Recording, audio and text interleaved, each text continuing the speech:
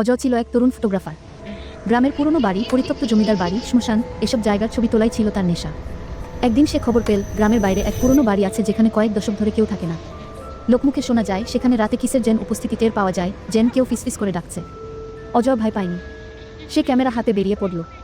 সন্ধ্যার ঠিক আগে বাড়িটিতে পৌঁছালো সে। বাড়িটি ছিল বড়, ধ্বংসপ্রায়, দেয়ালের প্লাস্টার খসে পড়েছে, জানালাগুলো অন্ধকারে ঢেকে গেছে। ভিতরে ঢুকে সে ছবি তুলতে শুরু করল। হঠাৎ তার ক্যামেরার ফ্রেমে দেখা গেল ছায়ার মতো কিছু একটার অস্তিত্ব। সে দ্রুত ক্যামেরার পর্দায় দেখল, কিন্তু সেখানে কিছুই নেই।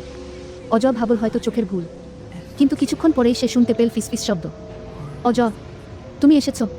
তার শরীর ঠান্ডা হয়ে গেল। কে তাকে ডাকছে? সে পিছন ফিরে তাকাল, কিন্তু কিছুই দেখল না। বাতাস যেন ভারী হয়ে উঠেছে, বাড়ির চারপাশে কেমন একটা চাপা অন্ধকার নেমে এসেছে। হঠাৎ দরজাটা বিক্ষশব্দে বন্ধ হয়ে গেল। অজয় ভয়ে পিছিয়ে গেল। তখনই সে দেখল এক অদ্ভুত ছায়ামূর্তি ধীরে ধীরে এগিয়ে আসছে। অজয় পিছু হতে হতে পড়ে গেল, তার হাত থেকে ক্যামেরা ছিটকে গেল দূরে। ছায়াটা তার দিকে ঝুঁকে পড়ল, আর অজয় শুনতে পেল সেই শীতল কণ্ঠস্বর। তুমি তো ছবি তুলতে চেয়েছিলে, এবার চিরতরে থেকে যাও। তারপরই পুরো ঘর অন্ধকারে ডুবে গেল। পরদিন সকালে স্থানীয় লোকজন অজয়কে খুঁজতে গিয়ে সেই বাড়িতে ঢুকল। তারা দেখল অজয়ের ক্যামেরাটা মেঝেতে পড়ে আছে, কিন্তু অজয়ের কোনো চিহ্ন নেই। শুধু ক্যামেরার শেষ ছবিটা দেখে সবাই আতঙ্কে চিৎকার করে উঠল। ছবিতে ছিল অজয়ের আতঙ্কিত মুখ, আর তার পিছনে দাঁড়িয়ে ছিল এক বিভীষিকাময় ছায়ামূর্তি।